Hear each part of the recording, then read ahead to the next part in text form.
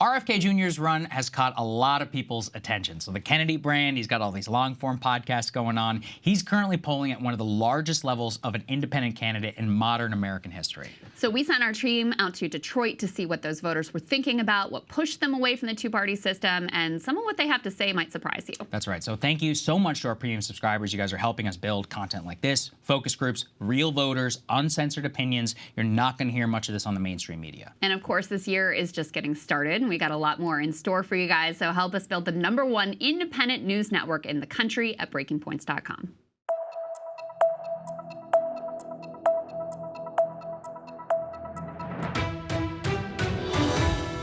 You've all got one thing in common: Robert F. Kennedy Jr. Now, one by one, I want you to just tell me about your story of where you ended up there. His announcement was phenomenal. I thought it was one of the best speeches I've heard in a long time. And I thought it addressed something real. I'm hungry for a change and I want leadership. I also saw the pitch for his campaign opening, but I was looking at it more toward legacy and the views that I grew up with. So it was a little bit deeper for me that the Kennedy family would throw a candidate in there that would fulfill what the past Kennedys have and work for all people. Legacy in the name and for change and for the people, because I do not like, our other potential candidates. RFK, I smiled when I heard his name. I can just hear my mom talk about and smile every time JFK came up. So I just knew they were a good, supportive, rounded family. He seems very confident in what he talks about. And he's listening to views from other people. I'm not for Biden. I'm definitely not for Trump, but I'm for the people, just like RFK is for. To me, he's a strong person, and he's going to be willing to take on the establishment, to take on the military establishment and some of the entrenched political organizations that are running our country. He's proved himself in his legal profession, standing up to big pharma and doing, working on pollution, environmental issues. He's got his legacy of his family, and some of it's tragic. So good for him for standing up and making a go at it. I think I was on the internet on Facebook or something, and they put up that he was running, and I was like, dang, that would probably be really cool, to come back like the Bushes, now it's the Kennedys. I think it would be a good idea for him to run at this time when everything is going down. He will probably help the economy a little bit more as far as, because it's basically going down. Even though they saying everything is going up, it's going down. And I just think overall, the person he'll be a good fit. I didn't actually know about him until a random episode of Joe Rogan. He was on it, and I actually heard about him several times before, but he's mentioned as like a crackpot or whatever. It's really hard to lie for 3 hours straight about yourself to put on a facade. And I look at Trump, I don't really see integrity there. I see manipulation. I look at Biden, I don't even see substance there. I see a guy who is enough of a figurehead that a party can use. And then RFK Jr. just looks like, for the most part, that's a lot of integrity. That choice that we face in November, looking almost certain now that it's going to be Trump versus Biden, going by the primaries, how does that choice make you feel in one word? It makes me feel uncomfortable. Me too, uncomfortable. Nervous. I see recklessness with the two of them. I'm concerned about a fair election. Continued divisiveness, it's 2 words. Makes it all feel pointless. There are some suggestions that the Trump team might have reached out to RFK Jr. about him being his potential vice presidential running mate. How does that make you feel? That would be a deal breaker for me. I'm not a fan of Trump. I mean, he's a loose cannon. He's done some horrible things. But if he asked RFK to be his vice president, I would feel like RFK is copping out, like, I guess if I want to get in the White House, this is what I'm going to have to do. I thought that was a really good political move if Trump was going to do that, frankly. So if he could get him on board, then, he would get his voting base increased substantially. He would sway me more to accepting Trump because I believe in the integrity that he has. Put your hand up if you think, if it would make you feel better about Trump if he became Trump's vice presidential nominee. Let's think back to how you voted last time. So I want a show of hands if you voted for Biden last time. And then show of hands if you voted for Trump last time. Third party? Okay. So Shannon, why not Biden this time? His health, his age. I mean, he's. I don't think he's capable to do another 4 years. Maybe a year, but not 4. Why wouldn't I vote for him this time? I didn't want to vote for him the last time. So that's why I didn't really stand behind what he was talking about. I was more Trump. And like I said, I was persuaded to vote for Biden because he was Democrat. I just really I didn't like how the economy got crippled a little bit to me. It's like they brought us up to bring us back down, and I just don't like it. Like everything has got risen up, like the way where you stay, everything you eat, the things you buy is just high, and it just doesn't make any sense now, you know? For me, although I think he's very knowledgeable in politics from his past history, I just think at this point, close to 80, I have older parents, and we deal with caregiving and different things. Not saying that they aren't all there physically and mentally, but I'm more concerned about his health taking a toll. It taking a toll on him and not being able to make the best decisions that a younger candidate could. Is it the Democrats you're going off of, or is it Biden? It's Biden. For me, it's Biden. Trump voters, tell me why not Trump this time? Even from day one, I thought Trump would be good for policy and getting things done. That's why I voted for him initially. And so I think he did that, but I also, with that came his personality. You know, he's known to be abrasive with all the lawsuits, with all this stuff. There's so much drama going on. So to me, it's a distraction. And even though I know he's an effective person in getting stuff done in the leadership end, but he just alienates people on the road, and he can create the divisiveness that we have in this country now. There's a lot of drama, and we don't need the drama. I just feel like between Kennedy and Trump, I'd actually be okay with either, but I would give Kennedy my vote because we really need to be for the people. And I don't think Trump was as informed as he needed to be. How likely would you be to change your vote from RFK to somebody else if people were saying to you, look, only one can win, and a vote for RFK Jr. or a vote for any other third-party candidate is, as they sometimes say, don't they, a wasted vote? I really don't know how to answer that because, like I said, whether it be Trump or Kennedy, I would be happier than it's anybody but Biden. I'm going to stay safe until the campaigns continue, the conversations continue, just to learn more about Mr. Kennedy and see how the rest of the candidates are behaving.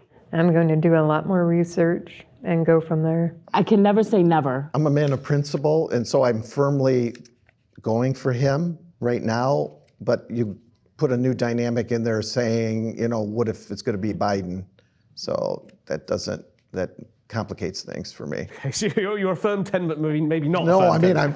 if you're saying that it's going to be either one or the two, it's either Trump or RFK Jr. or it's going to be Biden, I'm going to do what I can so it's not Biden. I'm still open to second chances. Biden still can redeem himself, you know. Everybody's not perfect. I think this is what every election gets boiled down to, and everyone turns it into this. It has to be one or the other. I think that's the problem. RFK Jr. said Anthony Fauci and Bill Gates may have tried to profit from the COVID-19 vaccine. RFK Jr. has also made links between the COVID-19 vaccine and 5G, including that Fauci and Gates suppressed information about other COVID-19 cures, so the vaccine was the only viable option. I think that RFK did his homework. All they did was follow the money. You know, they were way too involved in the lab in China, and you know, there's nothing more to prove. I mean, it's just it doesn't. Nothing adds up about it. That's, to me, is speculation. Just like they speculated that, you know, it started in China at this wet market and, it was intentional. And I'm like, how do they know that? What's your personal views of those vaccines? Were they a net benefit? Were they a net problem? I was against them. It was such a push on something that was not tested, and it put a lot of people in danger. I was really against vaccinations until my mother screamed at me that I could not even come to her home unless I was vaccinated because she's older. People with pre-existing conditions, I think it's important to have the vaccinations, available. I think it's individual. A big corporation can't say, you're the vaccinated, you don't work for us anymore. I think totally wrong. Totally wrong. Well, I've had family members die from COVID. So in the early days, I was definitely pro-vaccination, but I also think it was a personal choice for people. As time has gone on, we're hearing about side effects, more research has been done. Now I feel more comfortable because I know we have treatments that can be used. So you don't just go to the hospital and get on a ventilator and don't come home anymore. I took one dose and I had a very, very strong negative reaction and didn't take the second one. And then my wife was pregnant at the time. And I couldn't, in good faith, imagine her taking it at the same time. Like, it was rough. My father died in care after getting COVID. What they did is they induced coma, put him on a ventilator, gave him medications. He died of organ failure. Later that year, his sister, my tia Millie, exact same way. With Trump and with Biden, something like the treatment during that time period, with all the protocols, they're both culpable for how all of that was handled. They would both rather it be dismissed and ignored, and he's the guy who's not.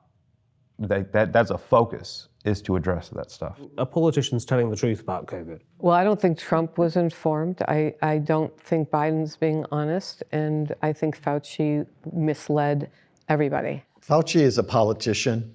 He's also has special interests, personal interests in different things going on with the vaccine, with the lab in China, supposedly. But I liked him. Initially I thought, he meant well until you start finding out more information about what's going on. You have gained notoriety for your skepticism about vaccines. And over the summer in an interview, you said, quote, "There's no vaccine that is, safe and effective." Do you still believe that? I never said that. So stop me. We have the clip. Please play the clip. Play the whole clip. You've talked about that the media slanders you by calling you an anti-vaxxer. And you've said that you're not anti-vaccine, you're pro-safe vaccine.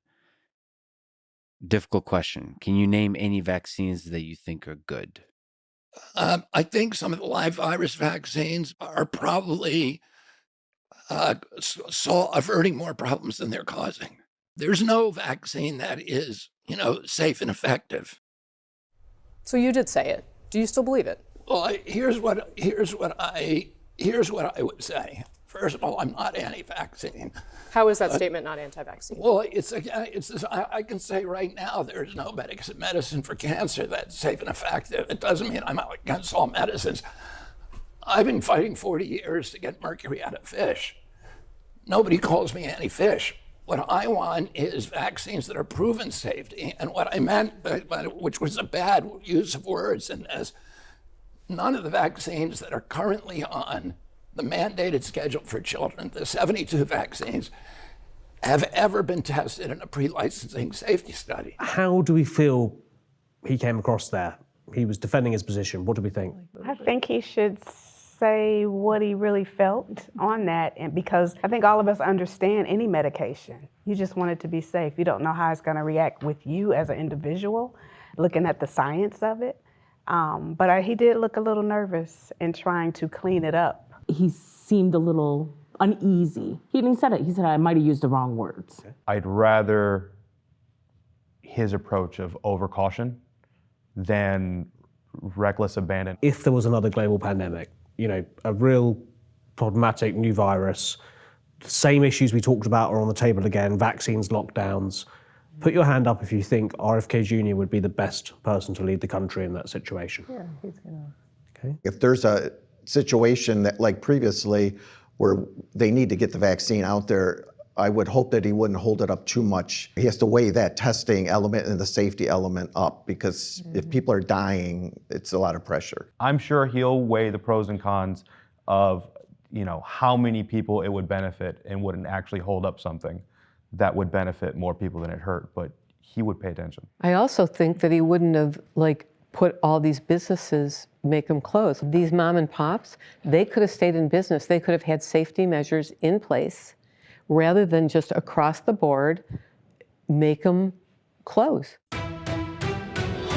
Put your hand up if you think you've got a pretty good idea of what RFK Jr.'s views on Israel are. No idea. Haven't researched it. Halfway up. I think he's trying to straddle the fence. My mom used to call it straddling the fence. He's kind of playing both sides. He wants to very clearly distinguish his dislike for certain policies versus their need to defend themselves, and making it very clear that in that region, they're not just our best ally, but they're the best place for the people who live in that region in terms of rights and democracy. So I think RFK Jr. has been quite vocal in his support for Israel and for US government support of Israel. What do people think about what's going on out there? What should the US's position be? I feel that the United States should concentrate as much on the United States. We have such a deficit here in the United States of helping our own people. They keep going to war, and it's like, what are they fighting for? Nobody knows what they really are fighting for, so why do we keep going to war? There's a militant faction in there that needs to be taken care of, but the innocent people, always in war, they suffer. So it's a terrible thing. So should the US be funding Israel on this issue or not? I think Israel gives back as much as it gets. I don't feel like it's that they're takers. I mean, they've done so much for the military intelligence, and I think there's so much that they give back. We had Hurricane Katrina over here where they wiped out millions of people's homes, and they didn't even help them. So how could you go help another country when you can't help your own? I just don't get it. I just don't. I don't know. I stand firm to that. If we are allocating money there, it should come with heavier stipulations on hey, maybe don't bomb residential areas just because you say that Hamas is hiding there, using them as hostage. You don't shoot through the hostage to kill the person who's holding them hostage. Put your hand up if you do think Israel is acting too aggressively, to quote Devon, in this war. Yes. I understand they have to come and try to get the militants out, but do we need to level the entire area? And there's so many innocent people that are affected by that. What if this was happening here? I mean, these innocent people in these communities that they're going in and they're leveling cities that are no more. I think they need to take a step back and really evaluate their destruction. But just think about the people, the troops that got to go over there that's getting killed. It's the same thing for us. We're getting killed too. It's not just like they just going over there and they surviving. As I said earlier, he's got a strong view on this. Put your hand up if that makes you less likely to vote for him. And put your hand up if it makes no difference. I mean, the fact that he supports them, I'm very for that. It would not persuade me not to vote for him because of his other amazing outlook on the world. If he's 100% good in my mind, then he's now 85 or 90, and that's miles above the rest. What about with the war in Ukraine? Russia and Ukraine, where is he on that? Have you got a sense of his position there? He wants to negotiate and get peace. And how do we feel about that war? That's also something that we're spending way too much money on when the Ukrainians are obviously losing. When you take into account what happened in Ohio and East Palestine and what happened in Lahaina, in Maui, that money could have gone to those places to help those people who are Americans. So hands up if you think the US government should be sending money to Ukraine to help them in that war. And hands up if you want the US government to send money to Israel to help them. I mean, I want them to help, but there's got to be a cutoff because we got people starving here. We've got, not wars, but we have, some detrimental issues here. What makes Ukraine different? Why no hands for Ukraine? They equate Israel as Holy Land, and so people seem to gravitate toward the help for Israel. Why do you think RFK Jr. is the mediator on Ukraine and Russia, but supports Israel? He's acknowledging that Russia made a point that NATO should not expand into, like add Ukraine into NATO, because it's inherently an advantageous organization to Russia. It seems like a proxy war over there. We've given a lot of aid already, so it's a long time span, and Israel is more recent. If somebody stood up tomorrow, a politician, RFK Jr., or he became president, say, or anyone did, and turned around and said, tomorrow we're going to cut off that funding to Ukraine, how would it make you feel? It would make me feel much better. There's way too much money going there. I think I would be okay with it as well. I think I would too. I think we need to support other countries with a cap. There's only so much we can do. Like, our parents have always said, you gotta help home first before you start going outside the house. I think they should cut it way back, and that would force them to come to the negotiation table. It's time. So many innocent lives, destruction, all of it. And they do have a vested stake in part of the Ukraine. The Russians do. Do I condone that or not? No, but I mean, it's the reality of the situation. Hey guys, if you like that video, go to breakingpoints.com, become a premium subscriber, and help us build the best independent media organization on the planet. That's right. We're subscriber funded. We're building something new. We want to replace these failing mainstream media organizations. So again, to subscribe, it's breakingpoints.com.